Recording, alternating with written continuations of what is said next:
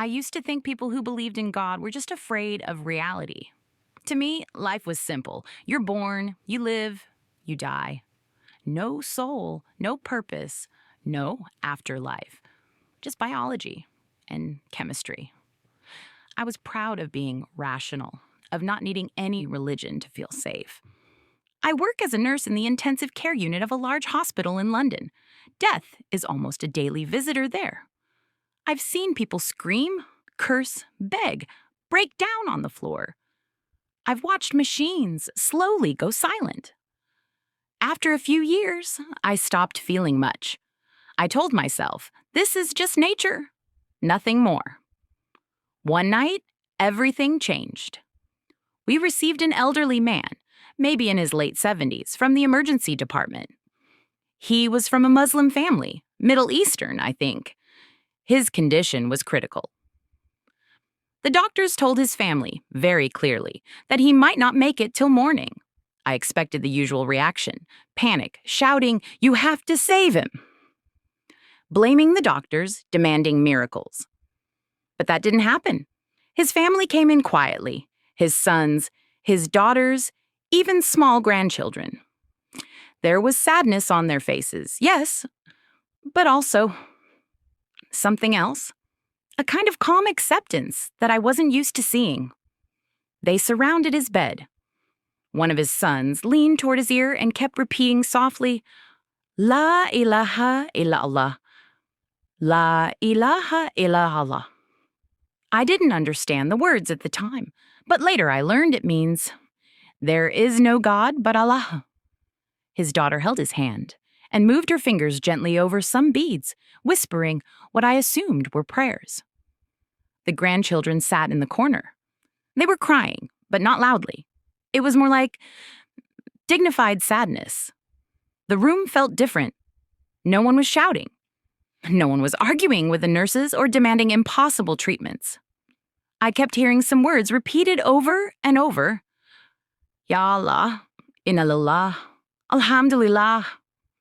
The old man's face was tired, his body weak, but there was a strange tranquility on his features. At one point, a single tear slid from the corner of his eye when his son said, "La ilaha illa Allah." In that moment, something inside me shook. I stood at the door, watching them, and for the first time in my life, I asked myself, how can they be this calm? How can they be losing a father, a grandfather, and still say, Alhamdulillah, praise be to God? A little while later, the monitor went flat. We confirmed his death.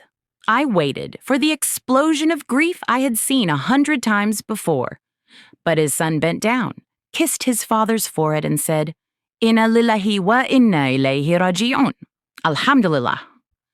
We belong to God, and to Him we return. Praise be to God. His daughter was crying, but between her tears she whispered, "O Allah, make his grave a garden from the gardens of paradise." No anger at God, no why him, just pain, mixed with trust, with surrender. That night, I went home and I couldn't sleep. For the first time, Google wasn't about movies or clothes or recipes. I typed, "Why do Muslims say Alhamdulillah when someone dies?" and pressed enter. I started reading. I read about belief in destiny, about patience in hardship, about life after death. I read the verse, who, when disaster strikes them, say, "Indeed we belong to Allah, and indeed to Him we will return." I read that this world is not the final home, that there will be justice, that there is a God who sees all the tears, all the pain, all the secrets of the heart. Page after page, article after article, my arrogant certainty began to crack. Then I stumbled on this verse.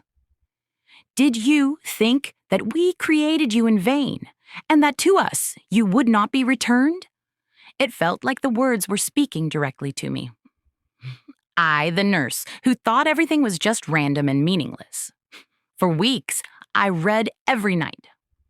I listened to Muslims explaining their faith, their prayers, their connection to God. I cried alone in my room, more than I had ever cried in my entire life. One day, I gathered my courage and went to a mosque. I was terrified. I didn't know how to dress, how to act, where to stand. But an older Muslim woman smiled at me as soon as I walked in. She came to me with such kindness that my defenses broke instantly. "Are you okay, dear?" she asked, and I just started crying. I told her everything: the old man in the ICU, his family, the calm, the words they said, the questions in my heart. She listened. Then she started to explain who Allah is, what it means to believe in Him, why Muslims say La ilaha illallah, why they accept death with patience and hope.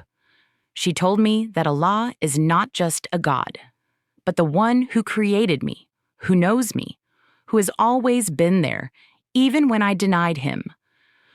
While she spoke, my heart was racing.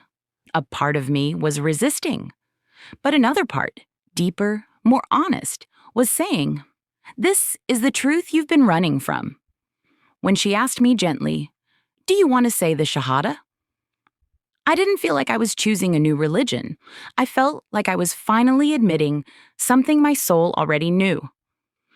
With tears running down my face, I said, "I bear witness that there is no God worthy of worship except Allah, and I bear witness that Muhammad is His messenger."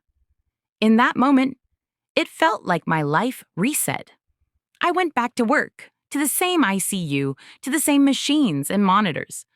But I was not the same person anymore. I no longer saw death as a dark, final wall.